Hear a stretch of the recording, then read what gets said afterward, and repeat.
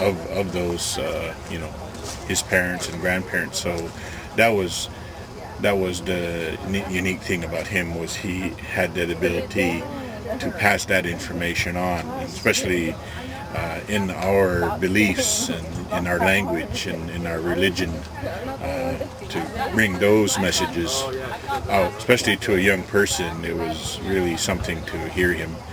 Wisdom, I guess you would say, that he had inherited.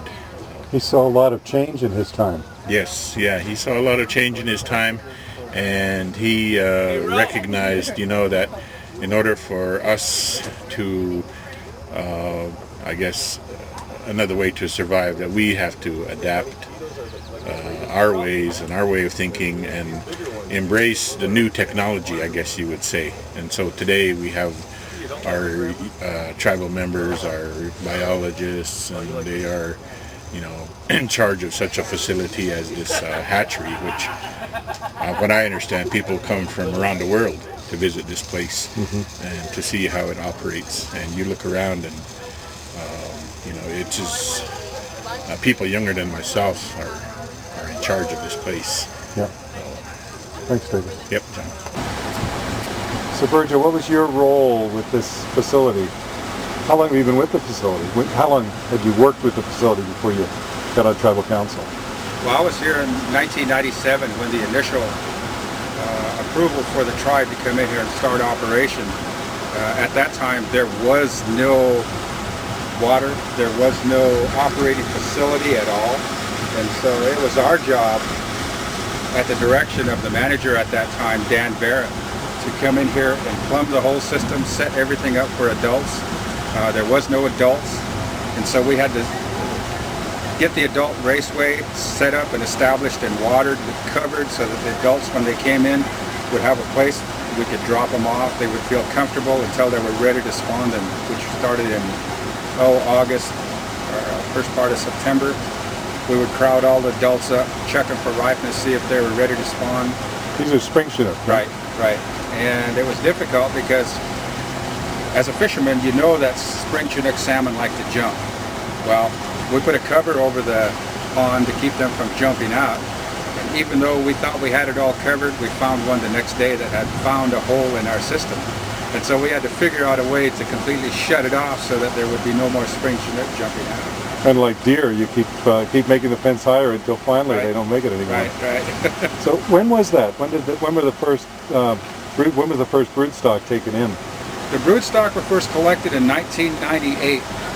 We came in 97, so we had basically about 1 year. We came in towards the fall of 97, and so in the spring of 1998,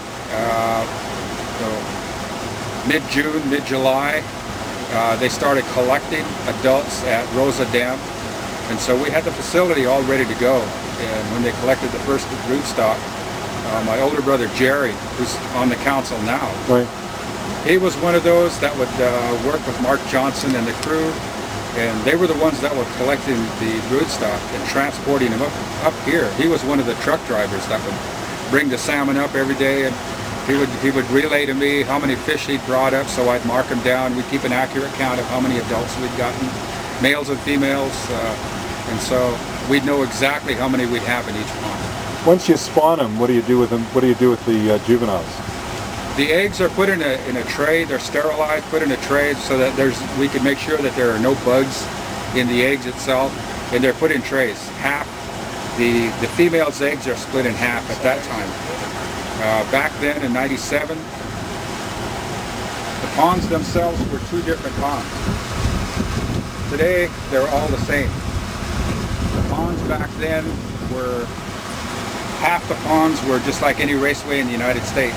The other half had painted bottoms. They had covers over the top. They had underwater feeders, and so this is to simulate the natural environment that the fry and the juveniles inhabit.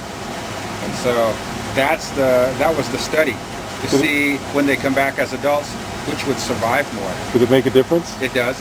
How's that? Now every one of the ponds are made to mimic the wild.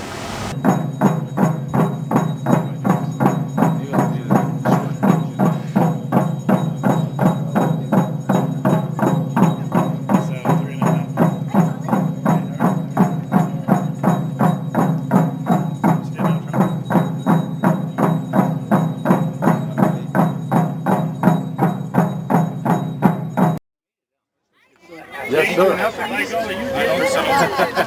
You should. Should have enough. There you go. Hey Charlie, what are we celebrating today? Open house, 14th annual open house for salmon baits. 14 years, huh? 14 years. How long you been at it? 14 years. All right. Here. Oh, I know. No problem. Thank you. Get Thanks with you for later. coming. Yeah. All right. Triple digits on Sunday, but glad it's not today. Down there she wants Down no there? bones. Oh, that's pretty. She's a lazy. She's a lazy fisherman. Oh. Thank you.